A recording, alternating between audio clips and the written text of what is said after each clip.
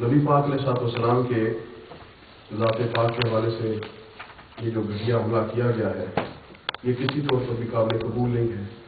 جو شخص نبوت کو اور نبی کو جانتا ہے اس کو پتہ ہے کہ نبوت ایک ایسا سٹیٹس ہے اور ایک ایسا مقام ہے کہ جس مقام پر کھڑے ہو کر اللہ رب العزت اس کو ایسے مقام سے نوازتا ہے کہ جہاں پر یہ جو انسانی خواہشات ہیں ان کا وہاں کوئی گزر نہیں ہے۔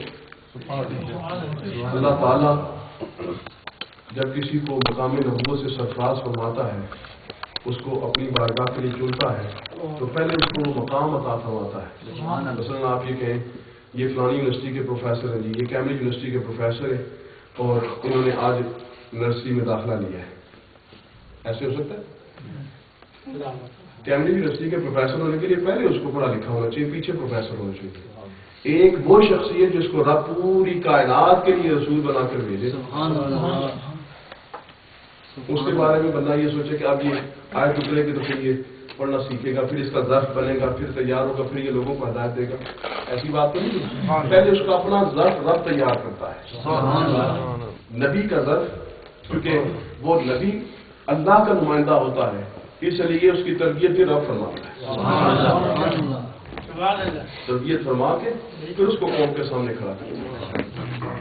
تو اگر لفظ نبوت پر ہی غور کر لیا جائے تو نبی پاک علیہ السلام کے بارے میں معاملہ کوئی کسی قسم کا کوئی لفظ شاعری نہیں کی جا سکتی، لیکن جو بےمان ہیں ان کے لیے ہم نے نبی پاک علیہ السلام کی ازدواجی زندگی کو بھی کھول کے رکھا ہے کہ یہ ہے ہمارے نبی کی زندگی، اور اس پر غور کرو۔ اور بڑے مزے کی بات یہ ہے آج دنیا کا کوئی لیڈر ہے اس کو پوچھو جا کے، آپ کے جتنے بھی اس وقت دنیاوی لیڈر ہوں یا آپ کے یہ فلموں کے جن کو آپ لوگ سیلیبریٹی کہتے ہیں اور ان کے فیشن کو فالو کرتے ہیں، کسی کی بھی پرائیویٹ زندگی میں کوئی مداخلت کرے تو کہتے ہیں اس نے ہماری پرائیویسی کو خراب کیا ہے، اس نے کیوں ہماری پرائیویٹ لائف کو کیا ہے۔ اور نبی کی زندگی دیکھو، نبی کہتا ہے یہ ہے میری پرائیویٹ لائف، اور یہ ہمارے نبی کی خصوصیت ہے، شان ہے کہ نبی پاک علیہ السلام نے اپنی پرائیویٹ لائف بھی لوگوں کو بتائی اور کہا کہ اب میری پرائیویٹ لائف ہے نا، ہر بندے کا ایک رائٹ ہے، میرا بھی رائٹ ہے کہ پرائیویٹ لائف گزاروں، پر میری پرائیویٹ لائف کے بارے میں بھی دعویٰ ہے، چیلنج ہے، کوئی نقطہ نکال کر اور قربان جائے نبی پاک علیہ السلام کی اس زندگی پر بھی کہ جو آپ نے پرائیویٹلی گزاری ہے، گھر کے اندر گزاری ہے، پر اس کا بھی ایک ایک لمحہ اور دن اور رات آج ہمارے پاس کتاب کی صورت میں موجود ہے۔ یہ اسلام کا حسن ہے، یہ اسلام کی خوبصورتی ہے۔ باقی مذاہب نہ ان کا دین مکمل، نہ ان کے لیڈر مکمل۔ آپ دیکھ سکتے ہیں دنیا کے مذاہب بھی آپ پڑھ کر دیکھیں، ان کے لیڈرز کی زندگی بھی اٹھا کر دیکھیں، ایک اسپیکٹ سے وہ لوگ بہت اچھے ہوں گے، لیکن اسی ایک دوسرے اسپیکٹ سے دیکھیں کہیں گے جناب پیتا ہوں پر تھوڑی تھوڑی، ادھر ہی شرابی بھی نکل آئیں گے، ادھر ہی کبابی بھی نکل آئیں گے۔ بہت اچھے اکانومسٹ ہوں گے تو دین کا پتہ نہیں ہوگا، دینی طور پر بہت بڑے رہنما ہیں تو اکنامکس کا نہیں ان کو پتا ہوگا، لیکن نبی پاک علیہ السلام کی ذات پاک ہے، زمین سے لے کر آسمان تک اور آسمان سے لے کر لامکان تک کسی نے کوئی مسئلہ پوچھا ہے تو نبی نے بتانے میں دیر نہیں کی۔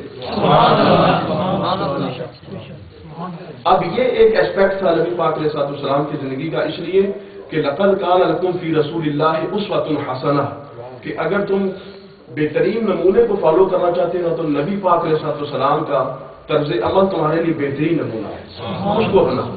اب ظاہری بات ہے ایک خامند کو بھی طرز عمل چاہیے تھا کہ وہ بیوی سے کس طرح کا طرز عمل رکھے۔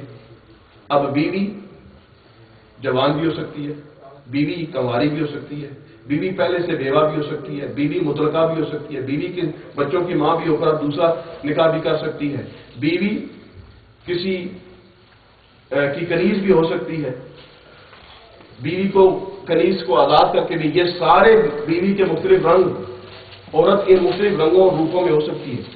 نبی پاک علیہ السلام اللہ کے حکم سے اب یہ بات آپ نے میری طرف توجہ کریں، پہلا رکھ دیا انہوں نے وہ جا کے بیٹھے، میری طرف توجہ کریں۔ اب یہ کڑی میں جوڑنی ہے ساری، اگر آپ نے کی کڑی آگے پیچھے کی تو پھر بات رہ جائے، اس میں میری طرف توجہ کریں۔ میں نے کیا بات کہی ہے کہ ایک بندہ شادی کرنا چاہتا ہے، جس سے شادی کرنا چاہتا ہے وہ لڑکی کنواری بھی ہو سکتی ہے، وہ جوان بھی ہو سکتی ہے، وہ عمر رسیدہ بھی ہو سکتی ہے، وہ اس سے بڑی بھی ہو سکتی ہے، وہ اس سے چھوٹی بھی ہو سکتی ہے، وہ شریف زادی بھی ہو سکتی ہے اور وہ غلام زادی بھی ہو سکتی ہے، خود غلام بھی ہو سکتی ہے، خود پہلے سے شادی شدہ ہو کر بیوہ ہو سکتی ہے، پہلے سے شادی شدہ ہو کر مطلقہ ہو سکتی ہے۔ اب یہ سارے عورت کے رنگ ہیں۔ رب نے کہا کہ یہ جتنے عورتوں کے رنگ ہیں، اگر ان میں سے کسی بھی حوالے سے میرے نبی نے اس سے شادی نہ کی تو لوگ اس کو ہمیشہ تک عیب سمجھیں گے۔ اس لیے نبی تیری ڈیوٹی ہے کہ بے شک وہ عورت مطلقہ ہو، بے شک وہ عورت بیوہ ہو، خود تو شادی کر کے بتا تاکہ لوگ بعد میں عمل کرنے لگیں تو کسی کو کوئی آ کر کے ہاں تو نے اپنے سے بڑی عورت کی عمر سے شادی کی، تو کیا اس وقت ہو کے میرے نبی نے کی تھی، تو نے اتنے بچوں کی ماں سے شادی کر لی ہو کہ میرے نبی نے کی تھی۔ وہ کہے کہ جناب تو نے تو کسی کنیز سے شادی کر لی، اس کو آزاد کر کے نکاح کرے، وہ میرے نبی نے کی، یعنی کسی کے لیے بھی وہ پھر عیب نہ رہے اور کسی کے لیے بھی وہ تانا نہ رہے، میرے نبی نے کہا۔ اس کی تفصیل میں آپ کو آگے عرض کرتا ہوں، بتاتا ہوں، لیکن یہ ایک بنیاد ہے۔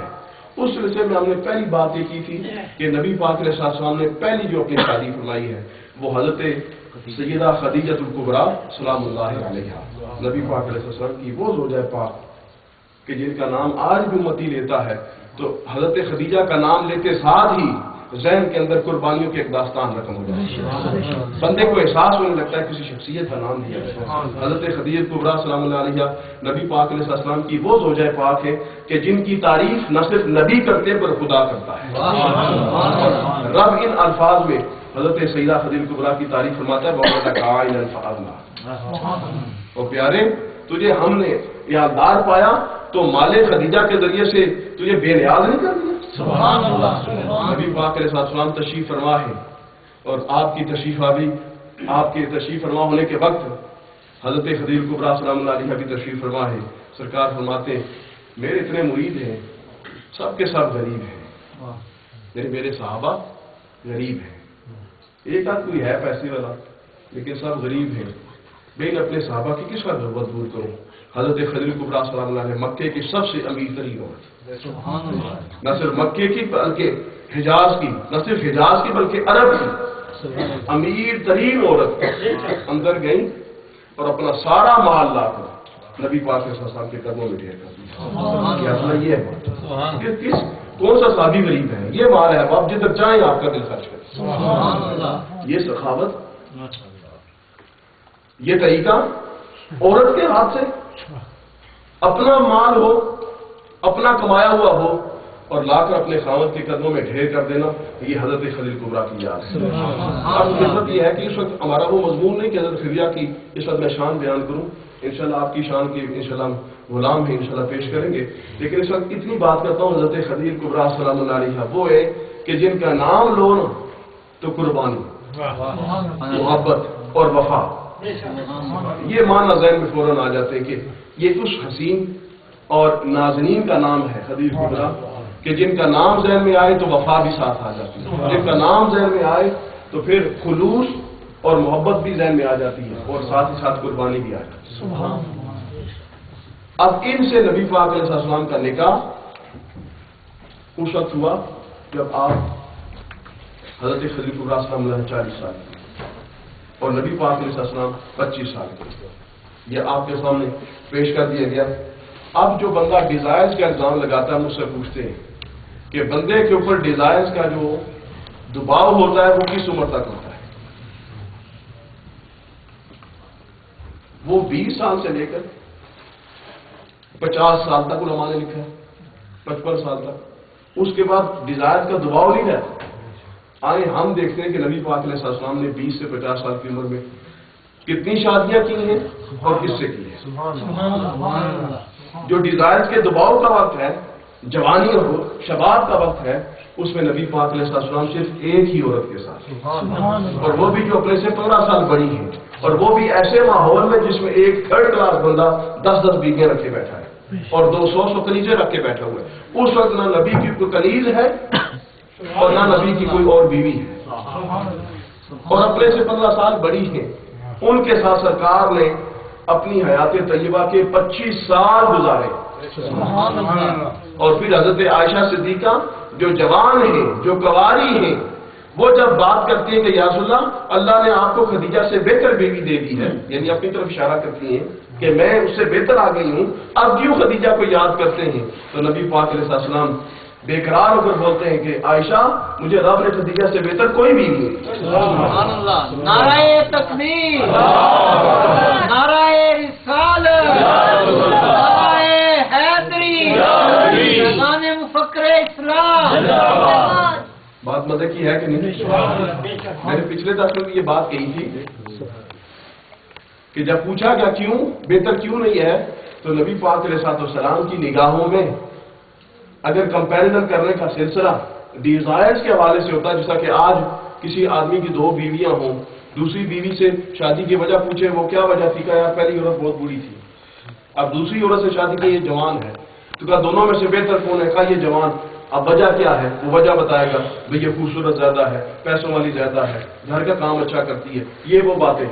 لیکن جب نبی سے پوچھا کہ حضرت عائشہ صدیقہ جوان اور کنواری ہیں اور اس وقت آپ کے پاس موجود ہیں، آپ ان کے مقابلے میں حضرت خدیجہ کو ترجیح دیتے ہیں، وجہ؟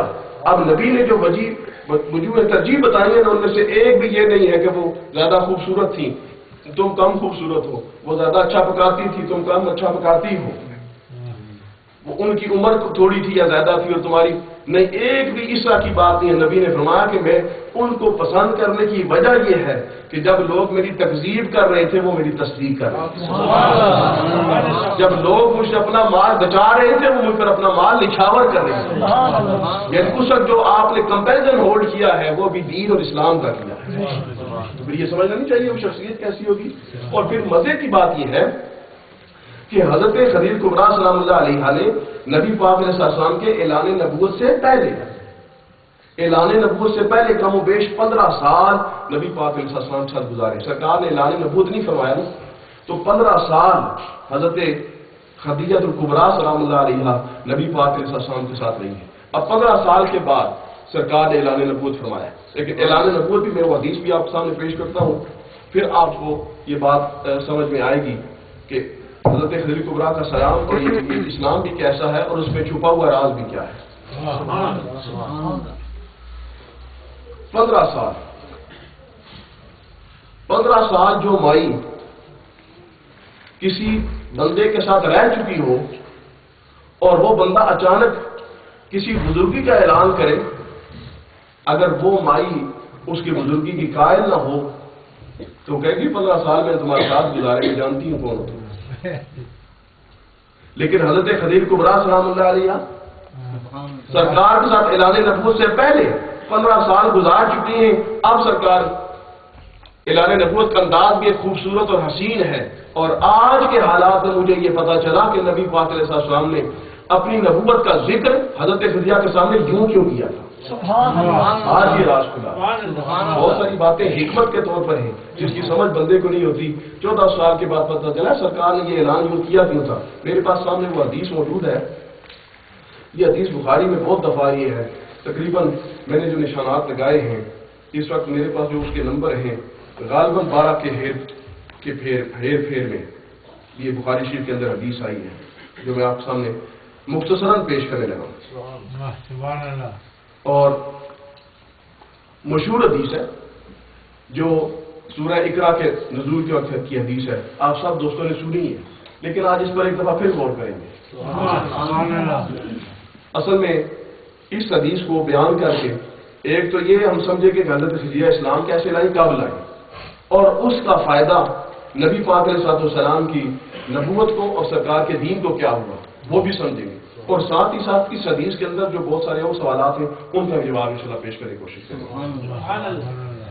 وہ کیا ہے کہ حضرت عائشہ صدیقہ رضی اللہ عنہا اس حدیث کی راویہ ہیں، یہ مختلف جگہ پر آئی ہے، جو ساتھی بعد میں مجھ سے نمبر لینا چاہیے، ٹائم تھوڑا میں چاہوں گا کہ میں زیادہ سے زیادہ اپنے مضمون پر بات کو مرکوز رکھ سکوں بات کو، اس لیے جو کوئی تفصیل ڈیٹیل مجھ سے لینا چاہے گا میں بعد میں اسے احادیث جو نمبر ہیں مختلف کتابوں کو میں اس کو لکھا دوں گا۔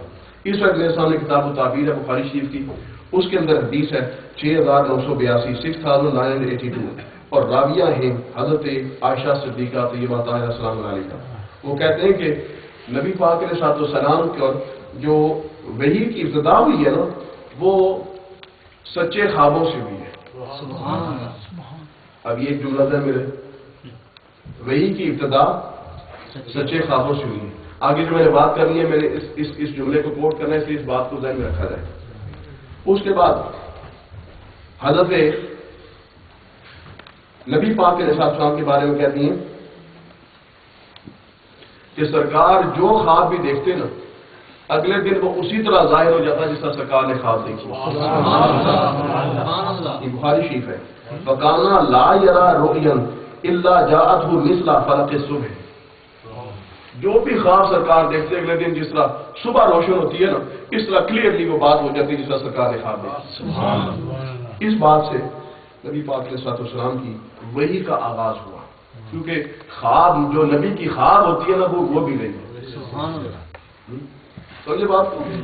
اللہ کے نبی کی خواب بھی وہی ہے، یعنی نبی سو رہا ہو تو اس وقت بھی اس کا علم، وہی علم کا نام ہے۔ نبی سو بھی رہا تو اس کا علم جاری رہتا ہے، اور توجہ ہے کہ نہیں؟ ہم سو جائیں تو غافل، نبی سو جائے تو علم کا اضافہ۔ میں اور نبی کے برابر کیسے ہو سکتے ہیں؟ میں اور آپ سو جائے تو وضو ٹوٹ جاتا ہے، نبی پاک ہم کہتے ہیں میں سو جاؤں تو میں سارے نبی، صرف میں نہیں، تمام انبیاء، ہم جو انبیاء کی جماعتیں سو جائیں ہمارا وضو نہیں ٹوٹتا، تو کہہ سکتا ہے ہم نبی کی طرح سمجھے۔ اب نبی جو سوتا ہے اس میں خواب دیکھتا ہے وہ بھی رب کا پیغام ہے، وہ بھی وحی ہے اور سچی وحی ہے۔ جیسا کہ حضرت ابراہیم علیہ السلام نے جس وقت خواب میں دیکھا تھا کہ وہ اپنے بیٹے کو ذبح کریں تو انہوں نے اٹھ کے صبح ذبح کرنا شروع کر دیا تھا کہ نہیں؟ اگر میرا آپ کرے تو لوگوں میں پاگل کہیں گے، پر یہ نبی کو اللہ کا حکم ہے، وہی جو خواب کے ذریعے سے رب حکم فرما رہا ہے ذبح کر۔ جب انہوں نے چھری رکھ دی ذبح کرنا شروع کر دیا، رب نے کہا ابراہیم تم نے اپنا سچا خواب کر دیا، آپ کو سچا کر دیا۔ اب پتہ یہ چلا کہ نبی کی جو خواب ہے وہ بھی وہی ہے اور وہ بھی اصل اس میں علم ہے۔ اس کے بعد حضرت عائشہ صدیقہ فرماتی ہیں کہ پھر نبی پاک علیہ السلام کو تنہائی اچھی لگنے لگی، تنہائی اچھی لگنے لگی۔ یہ وقت ہے 40 سال کے ہیر پھیر میں، شباب کا وقت ہے، سرکار کی جوانی کا وقت ہے اور تنہائی پسند ہے، سمجھے؟ جب جوانی ہو، آپ سارے جوان بیٹھے میں آپ سے پوچھتا ہوں، روز کنگیاں پھیر کے جینز لگا کر یہ جب باہر نکلتے ہو، نئے سے نئے ٹراؤزر، نئے سے نئے شوز، نئے سے نئے سٹائل، کیسی بنانے بھائی؟ وہ اللہ کی راضی کا کیسا بنانے؟ وہ سارے پٹوارا ہے جو مصر مشہور ہے، کہہ رہے ہیں مصر ہے، یہ پتہ نہیں لوگوں نے ایک بات بنائی ہے کہ یہ فلانا بھی کنگھی کر رہی تھا، مطلب سٹائل بنانا شروع ہو گیا یہ، تو وہ کس لیے بناتے ہو؟ تو خدا کی رضا کے لیے بناتے ہو؟ معاملہ تو اور ہے۔ لیکن نبی پاک علیہ السلام کی طرف دیکھیں، جو شباب بڑھ رہا ہے تنہائی زیادہ پسند آ رہی ہے۔ عام جوان جو ہے جو جوانی کی طرف بڑھتا ہے اور اپنے شباب کی طرف اٹھتا ہے تو اس کو جلوت اچھی لگتی ہے، مجلس اچھی لگتی ہے، لوگوں میں بیٹھنا اچھا لگتا ہے، اپنا حسن دکھانا اچھا لگتا ہے اور وہ بھی اچھا لگتا ہے جی، اور بلکہ یوں کہا جائے وہ ہی اچھا لگتا ہے تو زیادہ اچھی بات ہے۔ لیکن نبی پاک علیہ السلام کو دیکھیں، تنہائی بھی کیسی، غار کی تنہائی۔ سرکار غار ہرا کی طرف سفر کرنا شروع کر دیا، وہاں جا کے تشریف فرما، اور کیسے؟ یہ نہیں کہ دن کا کچھ لمحہ جا کے بیٹھ کے واپس آ گئے، ایک دن بیٹھ کر واپس آ گئے، نہیں، دنوں کے لیے جاتے، دن بھی وہیں پر، رات بھی وہیں پر۔ حضرت خدیجہ کبریٰ سلام اللہ علیہا کھانا ساتھ بنا کے بھیج دیتی، نبی پاک کھانا ساتھ لے جاتے اور وہیں پر تشریف فرما رہے تھے، اور کئی دن وہاں گزر جاتے، پھر کافی دن کے بعد واپس تشریف لاتے، پھر جاتے۔ تو فقال یاتی حرا فیتحنث فیہ وہو التعبد، یعنی وہ جو جاتے تھے غار حرا میں، وہ وہاں پر عبادت کے لیے جاتے تھے۔ اب لفظ عبادت بھی ذہن میں رکھنا ہے، پہلی بات نہیں گئی کہ وحی کی ابتدا جو ہے خوابوں سے ہوئی، یہ بھی ذہن میں رکھیں۔ دوسری بات متن کے اندر لکھی بات ہے کہ عبادت کے لیے جاتے ہیں، یہ بات بھی ذہن میں رکھنی ہے۔ اگلی بات وہ کہتے ہیں کہ حضرت خدیجہ سلام اللہ علیہ آپ کے لیے کھانا وانا تیار کر کے بھیجتی ہیں، آپ وہاں تشریف رہتے۔ پھر ایک دن کیا ہوا، حتیٰ فجیعہ الحق، ایک دن پھر وحی نازل ہو گئی اور وہو فی غار حراء، اور نبی پاک علیہ السلام غار حراء میں تھے۔ فجاءہ الملک فیہ، حضرت ایک فرشتہ جو ہے وہاں پر آیا، فجاءہ الملک فیہ، الملک آیا، ایک نہیں خاص فرشتہ آیا غار حراء میں۔ تو فقال اقرأ، پڑھے، پڑھیے، ریڈ، ٹھیک ہے۔ سرکار فرماتے ہیں، آگے سے جواب دیتے ہیں، فقال له النبی صلی اللہ علیہ وسلم ما انا بقارئ، میں پڑھنے والا نہیں ہوں۔ فاخذنی فقطنی حتی بلغ منی الجہد، جب میں نے کہا میں پڑھنے والا نہیں ہوں تو وہ فرشتہ جبریل تھا، حضرت جبریل نے نبی پاک علیہ السلام کو پکڑا اور پکڑ کر بھینچا، اور سرکار فرماتے ہیں اتنی زور سے مجھے بھینچا، اتنی زور سے دبایا، جتنی اس کی طاقت تھی نا وہ ساری لگائی اس کو، ساری لگائی، پکڑ کر پھر چھوڑ کے مجھے کہتا ہے اقرا، پڑھیے۔ فقلت ما انا بقارئ، میں پڑھنے والا نہیں ہوں۔ فاخذنی، پھر اسی طرح پکڑا، پھر دبایا، سرکار پھر فرماتے ہیں جتنی اس کی طاقت تھی نا ساری مجھ پر لگائی، بھینچ کے چھوڑا، پھر کہتا آپ پڑھیے۔ میں کہا مانا بقارئ، میں پڑھنے والا نہیں ہوں۔ سمجھے؟ یہ بات آپ اس نے کہی۔ جب تیسری دفعہ اس نے کہا تو اس وقت فقال اقرأ، فقلت ما انا بقارئ، فاخذني فقطني ثالثة حتى بلغ من الجهد ثم ارسلني فقال اقرأ باسم ربك الذي خلق حتى بلغ ما لم يعلم، یعنی ایک پہلی آیت سے لے کر 5ویں آیت تک اس نے پڑھا، اقرأ باسم ربک الذی خلق خلق الانسان من علق اقرأ ربک الاکرم الذی علم بالقلم علم الانسان ما لم یعلم، یہ سنتا رہا، یہاں تک پڑھا۔ اب یہ بات ہوئی، میں اس حصے کو بعد میں ڈسکس کرتا ہوں، اگلی بات پھر سن لیں۔ وہ کہتے ہیں نبی پاک صلی اللہ علیہ وسلم ارشاد فرماتے ہیں فارجع بها ترجف بوادره حتى دخل على خدیجہ فقال زملونی زملونی، مجھے چادر اڑاؤ، مجھے چادر اڑاؤ، تو فزملوه، پھر آپ نبی پاک علیہ السلام کو چادر اڑائی گئی، حتى ذهب عنه الروع فقال یا خدیجہ مالی، یہ ہے وہ موقع جو آج ہم نے سمجھا ہے۔ چادر اڑائی گئی، اب چادر جب اڑائی اس کے بعد کہتے ہیں کہ اے خدیجہ میرا کیا ہوگا، پھر اس کے بعد نبی پاس میں وہ ساری بات سنائی کہ غار حراء میں یہ ہے۔ سرکار نے فرمایا کہ اب تو معاملہ بڑا سخت ہو گیا ہے، قد خشیت علیہ، یعنی مجھے اب اپنے بارے میں فکر ہے۔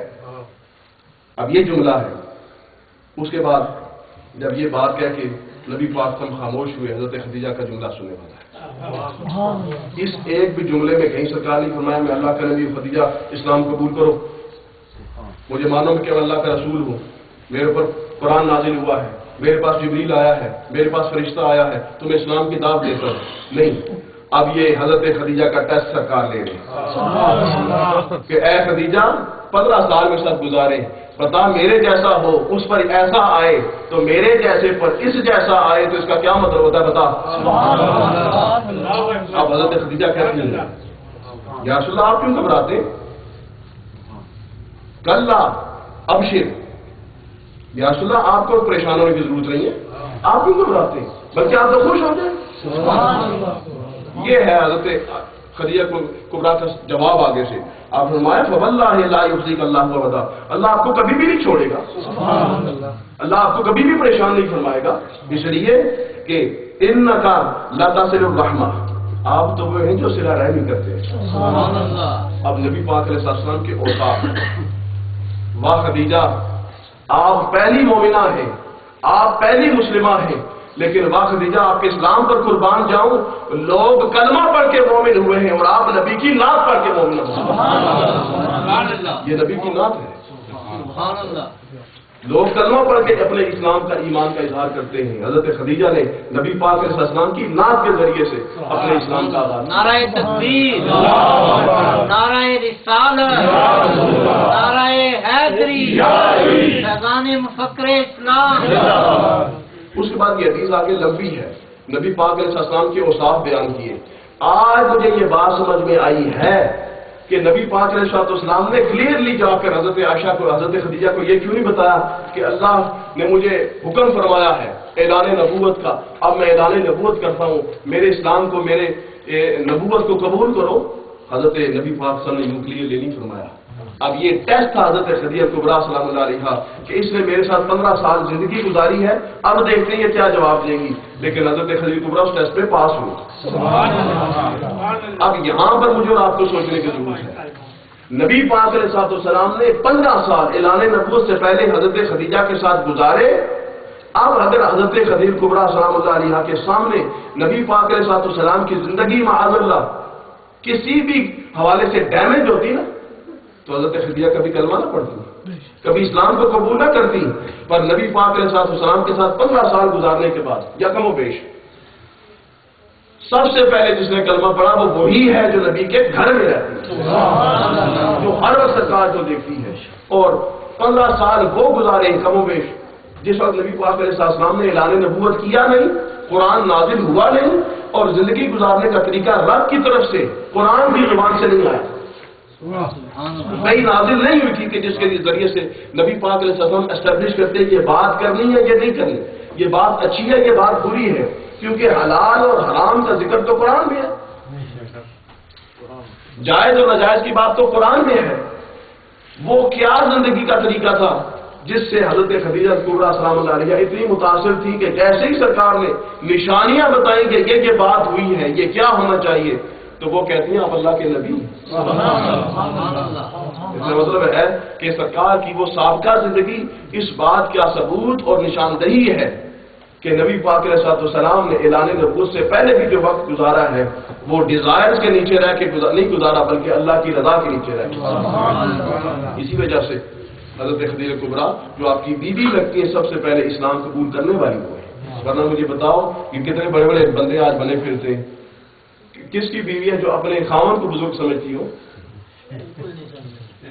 خوبصورت بھی سمجھ لے گی، سارا کچھ سمجھ لے گی، بڑا پیسوں والا بھی سمجھ لے گی، وہ آئے تھے وہ گئے تھے، وہ گئے تھے وہ آئے تھے. لیکن سہج جو آسی میں ہے جی تو وہ آسی دیا نہیں ہے کہ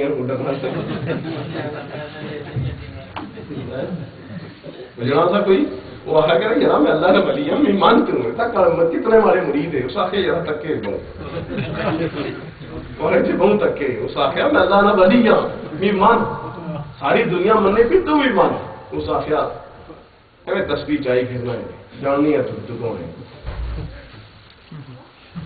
تکیا جناب بابا کو اپنی فضا چولا گیا ادھر نہ ہے لگا تک تو ہے تصویر چاہیے اگر پھرنا ہے یہ تک کیا ہی اچھا اگلے روز بھی آ گیا اس کی اڈری کے دستہ اس کی پتہ لگا وہ اڑ رہا جناب فضا مائی تکیا ساخے یار یہ کو اللہ لگا بندہ ہے اگلے جناب اس کا تکیا ہی کل جناب بابا فضا جانا پیسہ کیسا اللہ کا بندہ اللہ کا بندہ تھا اگر تمہیں پتا ہو نہیں ہے سر کپڑے تمہارے ہی کرنے سے ڈگا ڈگا وہ بزرگ کا مانے وہ بزرگ نہ مانے تو نبی مانے اور نبی اس کو مانے جو مکے کا در یتیم ہو جس پر سارا اپنا مال قربان کیا ہو اپنے پاس سے پیسے دیے اس کو نبی مانے. واہ نبی اگر تو نبی نہ ہوتا تو تجھے تیری بیوی کیسے نبی مانتی.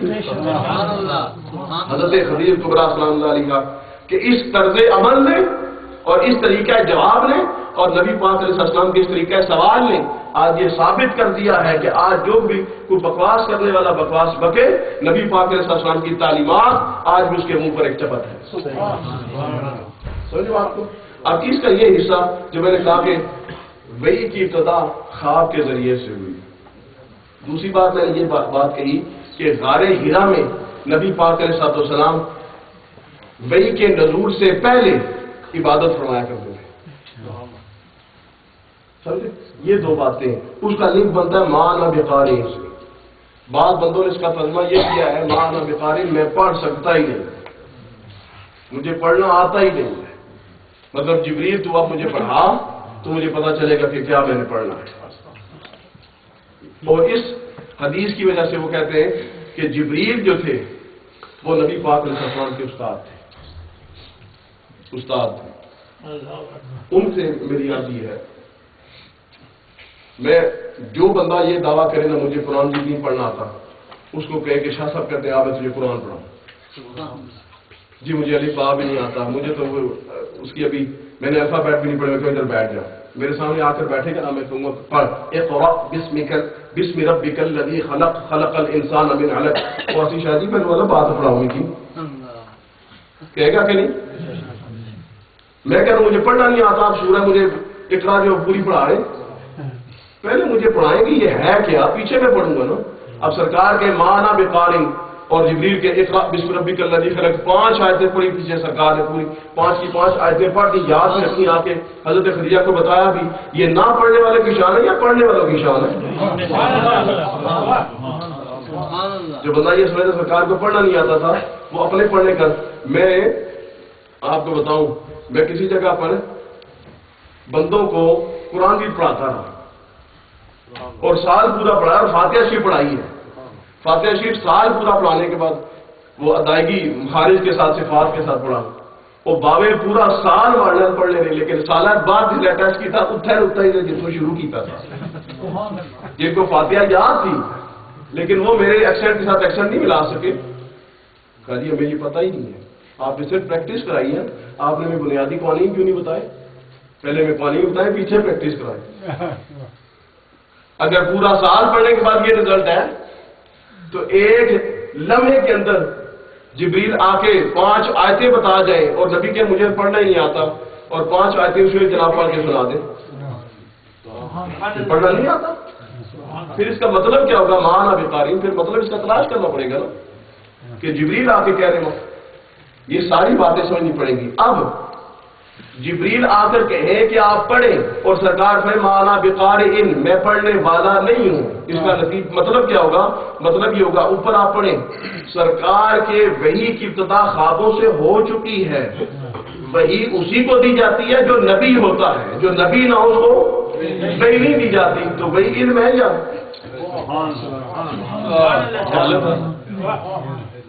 اب رب کی طرف سے ڈائریکٹ خواب کے ذریعے سے علم دیا جا رہا ہے، یہ کیسے ممکن ہے کہ رب پڑھا رہا ہو اور نبی نہ جانتے ہو؟ دوسری بات، جو غار میں جا کے بیٹھتے، متن کے اندر لکھا ہے کہ وہ عبادت کے لیے جاتے تھے، عبادت کیا کرتے تھے؟ پڑھے بغیر ہی کرتے تھے، ہے نا بات؟ اگر اس سے پہلے پڑھنا جانتے نہیں تھے تو غار ہرا میں عبادت کون سی کرتے تھے؟ پتہ یہ چلا پڑھنا جانتے تھے، عبادت بھی کر رہے ہیں، اور کئی کی دن غار میں جا کے بیٹھے ہوئے ہیں، عبادت چل رہی ہے، پڑھنا جانتے تو عبادت کر رہے ہیں نا، اگر پڑھنا نہ جانتے تو عبادت کیا کرتے ہیں؟ پھر کیا مطلب ہوگا مانا بقارن کا؟ مانا بقارن کا وہ ترجمہ ہوگا جو ہمارے سب کرتے ہیں، کیا ترجمہ کرتے ہیں؟ وہ ترجمہ یہ کرتے ہیں، اور جبریل میں پڑھنے والا نہیں میں پڑھانے والا، تو مجھے بتانے آئے، تو مجھے کہتا ہے اقرا اقرا اقرا، پڑھ پڑھ پڑھ پڑھ، اور تو کون ہوتا ہے مجھے بتانے والا؟ پڑھے، میں پڑھنے والا نہیں پڑھانے والا، بیٹھ میرے سامنے، مجھے میں بتاؤں راز کیا ہے۔ اسی وجہ سے جب معراج کی رات گئے تھے کہا ذرا جبریل آ لو، تو مجھے کہتا تھا پڑھ، تجھے وہاں کے راز بتاؤں جہاں تو کبھی نہیں گیا، پڑھنا چاہتا ہے کچھ لے کے چلوں؟ یہ وہ بدلا تھا غار ہرا والا، اور 3 دفعہ مجھے کہتا اقرا، یہی وجہ ہے اقرا کہا سرکار نے نہیں پڑھا، پھر کہا اقرا سرکار نے نہیں پڑھا، جب انہوں نے یہ کہا اقرا بسم ربک الذی خلق، اپنے رب کا نام نہ پڑھے، اب رب کا واسطہ دیا ہے، اب رب کا واسطہ دیا ہے، میرے مولا کا واسطہ دیا ہے، اور مولا کا واسطہ تو شیطان نے حضرت آدم علیہ السلام کو کہا تھا، تو آدم علیہ السلام نے کہا میرے رب کی بات کرتا ہے، میرے رب کی قسم اٹھاتا ہے، اس لیے اب اس شجرے سے کھا سکتا ہے، کیونکہ رب کا نام لے کر کوئی جھوٹ تو نہیں بولتا نا۔ اور آدم علیہ السلام، یہ اللہ کے نبیوں کی عادت ہے، پاک اور طیب عادت ہے، کہ ان کے سامنے رب کا نام کوئی لے لے تو شیطان بھی لے لے وہ یقین کر لیتے. تو یہ تو جبریل تھا نا. جب اس نے کہا نا اقرأ بسم ربک الذی خلق خلق الانسان من علق، نبی پاک نے پوری پڑھ دی، 5 کی 5 آیتیں پڑھ دی. جو 5 کی 5 آیتیں ایک ہی سانس سے پڑھ کے بتا دے وہ ان پڑھ ہوتا ہے؟ ہاں، ان پڑھ اس معنی میں اگر کہنا چاہو کہ دنیا میں کوئی بندہ ایسا دکھاؤ، کوئی مخلوق ایسی دکھاؤ جو نبی کو پڑھانے والی ہو تو کوئی نہیں دکھا سکتے. نبی پڑھنے کے لیے کسی کے پاس نہیں گیا. اس معنی میں ان پڑھ بے پڑھے کہو تو کہہ سکتے ہو، لیکن نبی وہ ہے جس کو پڑھایا رب نے ہے. پڑھے نہ لکھے جناب والا، پڑھے نہ لکھے جناب والا، شاگرد رشید حق تعالی. اللہ کے پڑھے ہوئے، جب اللہ کا پڑھا ہوا بندہ وہ لوگوں سے کیا پڑھے، سمجھے. اور دوسری بات جو ہے وہ کیا ہے، اس حدیث کے اول حصے میں یہ بات اسٹیبلش ہو چکی کہ اللہ تعالیٰ نے وحی کے ذریعے سے نبی پاک علیہ السلام کے جو بعثت کا وقت ہے اس کی ابتدا فرما دی. اعلان نبوت اس معنی میں کہ سرکار پر وحی نازل ہونا شروع ہوئی ہے، بعثت کا وقت شروع ہو چکا ہے. سرکار اس وقت میں نبی قرار پا چکے. ٹھیک ہے. اچھا، اب اس پر ہم یہ کہتے ہیں استاد کے لیے ضروری یہ ہے کہ استاد کا علم شاگرد کے مقابلے میں زیادہ ہو تو وہ استاد بن سکتا ہے. اگر استاد شاگرد سے تھوڑا علم رکھے تو استاد کے لانے کا حق تو نہیں ہے اس کو. سمجھ آتی ہے بات؟ اس پر میں ایک بات کرتا ہوں پھر آگے چلتے ہیں. وہ کیا ہے،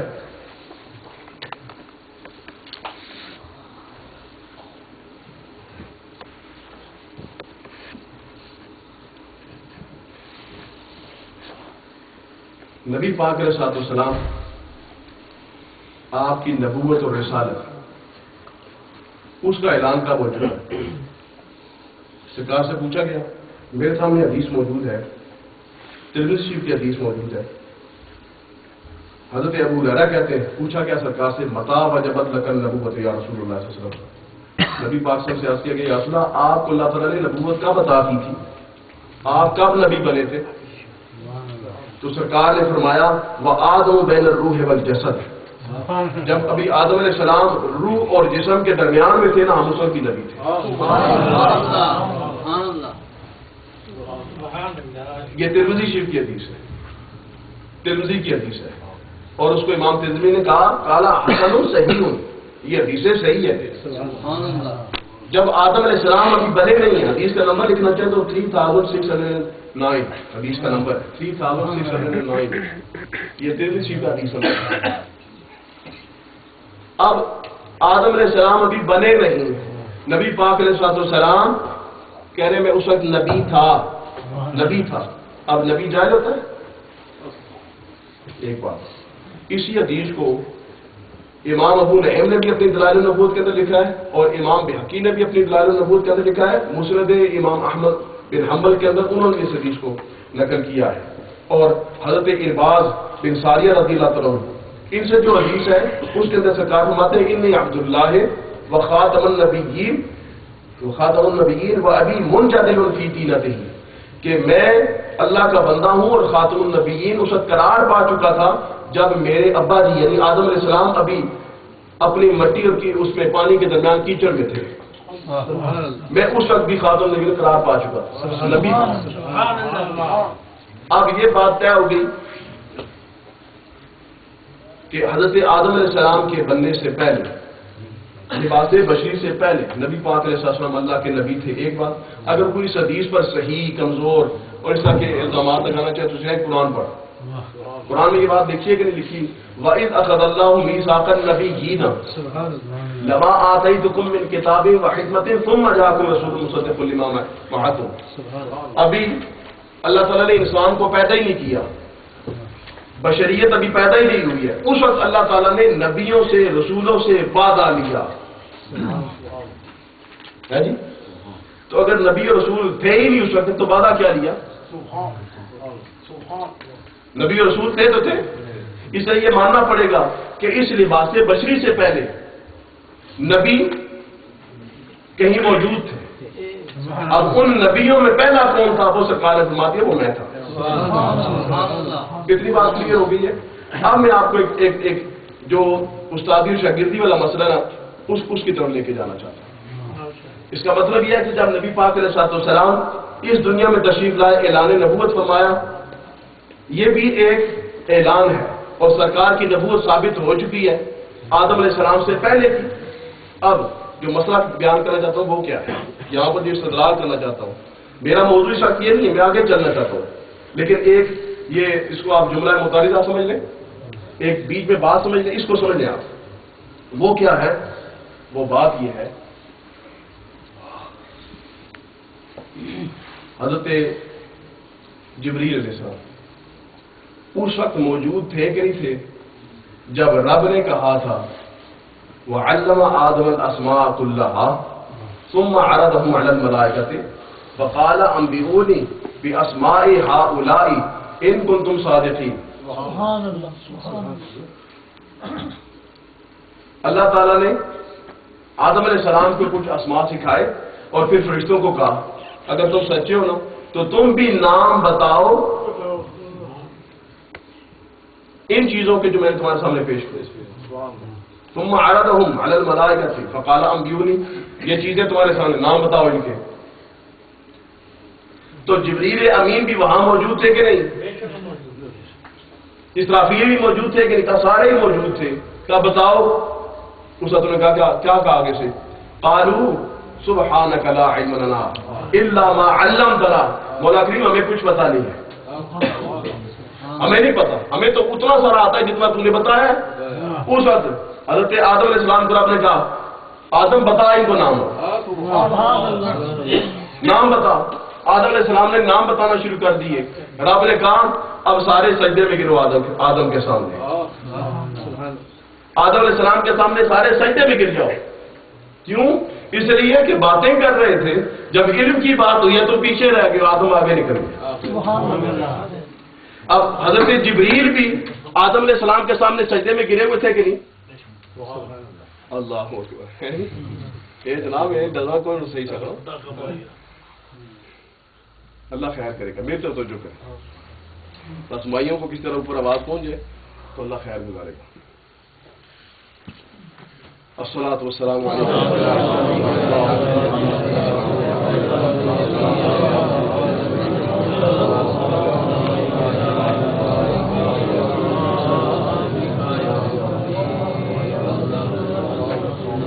جی۔ اب جب آدم علیہ السلام کا علم حضرت جبریل علیہ السلام کے علم کے مقابلے میں زیادہ ثابت ہو گیا تو کیا نتیجہ نکلا کہ آدم علیہ السلام حضرت جبریل سے زیادہ علم رکھتے ہیں۔ سبحان اللہ، زیادہ علم رکھتے۔ معراج کی رات آدم علیہ السلام کی امامت کس نے کرائی ہے؟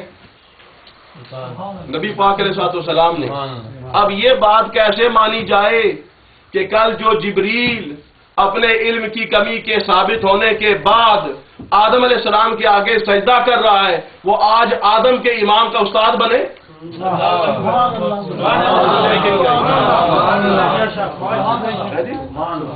تو کل آدم علیہ السلام سے ہار کر تو آج آدم کے امام کا تو استاد بننا چاہتا ہے، اور یہ لوگ بنانا چاہیں؟ کیسے یہ بات ممکن ہے؟ ہرگز ممکن نہیں ہوگی کہ جو بندہ آدم علیہ السلام کو بھی کبھی امام ہو اور آدم ان کے مقتدیوں میں سے ایک مقتدی ہو، ان سے بندہ بات کرنے چلے اور بعد میں آنے والی قوم کہے کہ جبریل استاد تھے۔ بلکہ حضرت شیخ دباغ رحمۃ اللہ علیہ انہوں نے بڑی خوبصورت بات کہی ہے۔ انہوں نے کہا کہ یہ جو آ کر اس نے سینے لگائے نا حضرت جبریل علیہ السلام نے نبی پاک علیہ السلام کو بھیجا ہے اور سینے لگایا ہے، یہ کوئی فیضان دینے کے لیے نہیں تھا، یہ فیضان لینے کے لیے تھا، سرکار کے قریب ہونے کے لیے تھا، فرت مسرت سے، فرت جذبات سے۔ جب سرکار کی قربت نصیب اسے کہا بار بار ایسا موقع کہاں ملے گا، تو آپ بہانا ہی صحیح اقرا پڑھیے، وہ نہیں پڑھتے پھر گلے لگاتے، پھر چھوڑتے، پھر گلے لگاتے۔ یہ فیضان دینے کے لیے نہیں، فیضان لینے کے لیے، سرکار کی رحمت پانے کے لیے۔ اور مزے کی بات پتہ ہے کیا آپ کو بتاؤں، سرکار نے حدیث میں یہ بات فرمائی ہے نا کہ اپنی پوری قوت مجھ پر لگائی، پورا زور مجھ پر صرف کیا، یہ بات سرکار نے فرمائی ہے نا۔ اب مجھے آپ سوچ کے بتائیں جبریل کے بارے میں قرآن کے اندر یہ باتیں لکھی موجود ہیں کہ نہیں کہ جب قوم لوط کو عذاب دینے لگے تو وہ جبریل ہی تھے نا جنہوں نے آ کے وہ زمین کا حصہ اٹھا کر آسمان سے پٹا کر نیچے مارا تھا؟ اس وقت انہوں نے تھوڑی سی قوت لگائی تھی تو زمین کو اٹھا کر لے گئے تھے اور مارا تھا. یہ جبریل ہی ہے نا جنہوں نے کوہ طور کو اٹھا لیا تھا. اور جبریل تھوڑی سی قوت لگائے تو کوہ طور کو اٹھا لے، جب تھوڑی سی قوت لگائے تو زمین کے اس حصے کو لگائے جس پر جو قوم لوط رہتی ہے پوری آبادی کو اٹھا لے. تو جب پوری قوت لگائے اور جبریل لگائے تو کتنی قوت ہوگی، اور نبی پاک علیہ السلام کا کچھ بھی نہ بگڑے. پھر ماننا پڑے گا کہ نہیں ماننا پڑے گا؟ آج نبی پاک علیہ السلام زبان حال سے یہ بتانا چاہتے ہیں جبریل وہ قوم لوط کی زمین تھی، تو نے اپنے وہاں طاقتیں دکھائی ہیں، تو نے کوہ طور پر اپنا صرف کیا ہے، اللہ دیکھ یہ محمد کون ہے. پوری قوت صرف کرنے کے بعد بھی وہ کچھ نہیں کر سکا. اس وجہ یہ فیض دینے کی نہیں، یہ فیض لینے کی بات ہے، یہ پڑھانے کی بات نہیں، یہ پڑھنے کی بات ہے. سمجھے بات کو؟ ورنہ آپ دیکھیں اگر قرآن کی یہ بات ہے، بخاری شریف اور دوسری سیاستہ کے اندر یہ موجود ہے کہ نہیں کہ جس وقت نبی پاک علیہ السلام اس دنیا سے تشریف لے جا رہے تھے اس وقت حضرت سیدہ کائنات سلام اللہ علیہ کو فرمایا تھا کہ نہیں کہ جبریل ہر سال آتا ہے اور مجھ سے قرآن کا دور کرتا ہے. اس سال اس نے 2 دفعہ مجھ سے قرآن کا دور کیا ہے. ابھی قرآن پورا نازل ہی نہیں ہوا تو دور کیا ہے؟ دور کہتے ہیں کسی کو سنانا. جبریل مجھے سناتا ہے، میں جبریل کو سناتا ہوں. ابھی قرآن کیونکہ سرکار جب تک باقاعدہ حیات تھے، ظاہری حیات طیبہ تھی آپ کی، اس وقت تک قرآن نازل ہو رہا تھا نا، تو کسی بھی لمحے میں سرکار یہ فرمائے کہ پورا قرآن میں اس کو سناتا ہوں، پورا قرآن وہ مجھے سناتا ہے، تو نازل ہونے سے پہلے یاد ہوگا تو سناتے تھے نا. تو جو جبریل کے نازل کرنے سے پہلے قرآن جانتے تھے وہ آج جبریل کا انتظار کیوں کریں گے؟ تو یہ ماننا پڑے گا.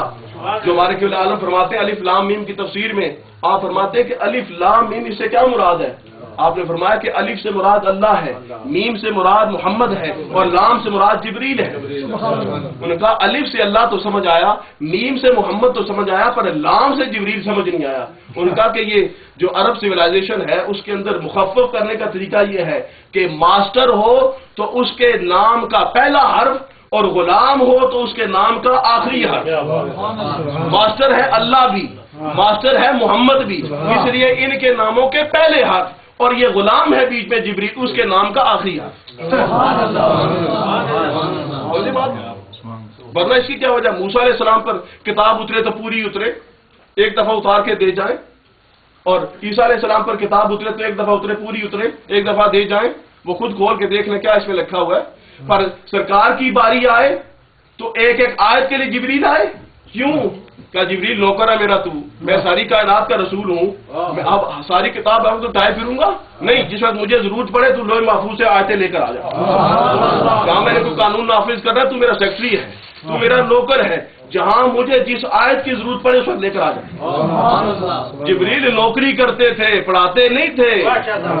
کوئی بندہ کئی اسکول پڑھنے جا رہا ہے، اس کے ساتھ نوکر نے بستہ اٹھایا ہوا ہے، بیگ لے کے جا رہے ہیں، اگلے دن کہ میں شاہ صاحب کا بیگ اٹھایا کرتا تھا، تو ہم اسے شاہ صاحب کا استاد سمجھ لیں گے؟ ہم کہیں گے ماشاء اللہ آپ نے بڑی نوکری کی ہے، یہی کہیں گے. اور کل جس طرح شاہ صاحب کا بستہ اٹھا کر کوئی جائے تو اس کو شاہ صاحب کا نوکر کہیں گے، اور نبی کا جو بستہ اٹھا کر جائے ہم اس کو نبی کا نوکر کیوں نہ کہیں؟ یہ تو ایک کیونکہ یہ میرا آج مضمون نہیں تھا، سر راہ یہ ایک حدیث آ گئی ہے، اس کو میں نے ذکر کیا ہے، اس لیے میں اپنے اس معاملے کی طرف واپس چلتا ہوں جو میں آپ حضرات خدمت میں عرض کرا تھا نبی پاک علیہ السلام کی شادیوں کے حوالے سے. اب اس موقع پر آپ یہ سمجھ لیں کہ حضرت خدیجہ کبریٰ سلام اللہ علیہ کا جواب اتنا خوبصورت ہے، اور 14 سال کے بعد امت مسلمہ کو جواب دینے کے لیے نبی کی نگاہ کا بھی کوئی جواب نہیں ہے. سرکار نے بھی کیا خوبصورت ارشاد فرمایا ہے اور کیا خوبصورت طریقہ ہے کہ 14 سال کے بعد جب میری امت اس حدیث کو پڑھے گی اس وقت میری اس حدیث کے ذریعے سے میرے منکروں کو جواب دے گی. اور وہ کیا ہے کہ نبی پاک علیہ السلام نے حضرت خدیجہ کے سامنے جس انداز سے اپنی نبوت کا اعلان فرمایا، اس انداز سے جب تک کوئی خود واقف نبوت نہ ہو کبھی بھی یہ نہیں سمجھ سکتا کہ اس سے مراد کیا ہے. آپ میں سے کوئی بندہ اگر بہت اپنے آپ کو درویش سمجھتا ہے، وہ کسی دن جائے نا، کہے نا اپنی بیوی کو آج جناب ایسے تنہائی میں اللہ اللہ کر رہا تھا، ایسے جناب میرے پاس ایک فرشتہ آیا اور ایسے کیا، ویسے تمہاری ٹنگ میں اگے بھی جانی اگے بھی اس طرح کی کہانیاں بنا رہے ہیں، مجھے پتا تو کون ہے، لیکن واہ حضرت خدیجہ کبریٰ سلام اللہ علیہا، آپ نے اسلام قبول کیا اور ایسا قبول کیا کہ آج تک جتنے بھی لوگ اسلام قبول کرنے والے وہ یہ مانتے ہیں کہ جس شان اور جس ادا کے ساتھ حضرت خدیجہ کبریٰ سلام اللہ علیہ اسلام قبول کیا ایسا کوئی بھی نہیں۔ اچھا، یہ وہ پہلی شادی ہے جو حضرت خدیجہ کبریٰ نے کی ہے نبی پاک علیہ السلام اور سرکار کی پہلی شادی ہے۔ اب عین شباب ہو اور 25 سال کا عرصہ گزرے، نبی پاک علیہ السلام 50 سال کی عمر تک کوئی دوسری شادی نہ فرمائے، اس کا کیا مطلب ہوگا؟ پھر اس سے کیا نتیجہ نکالنا چاہیے؟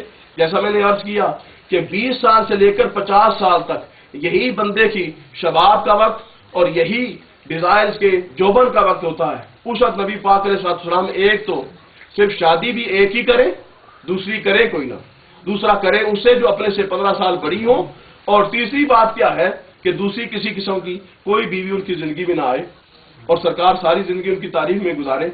اس کا مطلب مجھے اور آپ کو یہ سمجھ لینا چاہیے کہ نبی پاک علیہ السلام کسی ڈیزائر کے تحت یہ کام نہیں کر رہے تھے، بلکہ اللہ کی حکم اور اللہ کی رضا کے مطابق کر رہے تھے، اور سرکار کی ڈیوٹی تھی، سرکار اپنا ڈیوٹی منصب سمجھتے تھے کہ رب کا حکم ہے مجھے کرنا ہے۔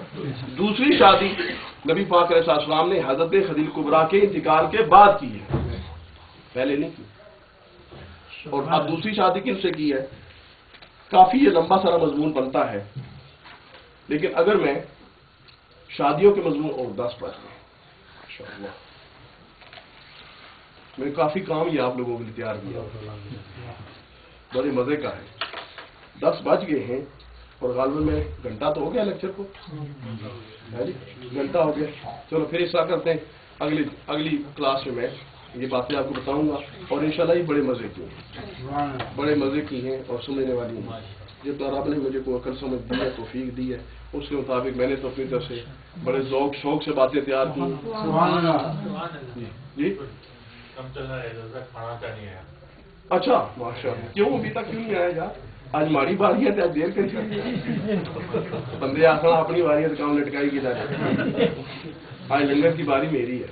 آپ ہمارا چیک کریں یار، یہ اس کو انشاءاللہ پیاروں کے سر کے ساتھ سکتا ہوں۔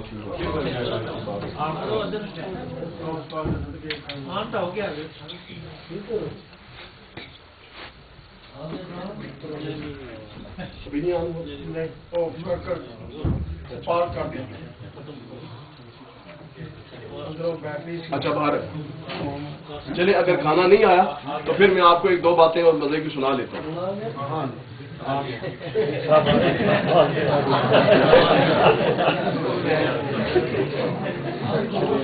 چلو اچھی بات ہے، کھانا آ گیا تو میں بات کو ختم کرتا ہوں، پھر آپ بات آگے نہیں کرتا، لیکن اس امید پر کھانا لے آئے بے شک، ٹھیک ہے، پھر ختم شی پڑھتے ہیں، اس امید پر کہ آپ اگلے درسوں میں بھی ریگولر آئیں گے۔ اور میں ایک بات درس میں کہا کرتا ہوں، کوئی یہ کسی بناوٹ سے نہیں کہتا یا کسی دکھاوے سے نہیں کہتا، میں بڑے صدق یقین سے یہ بات کہتا ہوں، ہماری گال کچھ ہو گیا، صدق یقین سے کہتا ہوں کہ یہ سسٹم ہے بڑا جو ہم کرتے ہیں نا، یہ سسٹم ہے۔ آج بہو کی جو سیدھے ہوتا ہوں بہو کی یہ نہیں میں کہنا پہ کھانا بہو ہوتی، بہو کی جو اور ہوتی ہے۔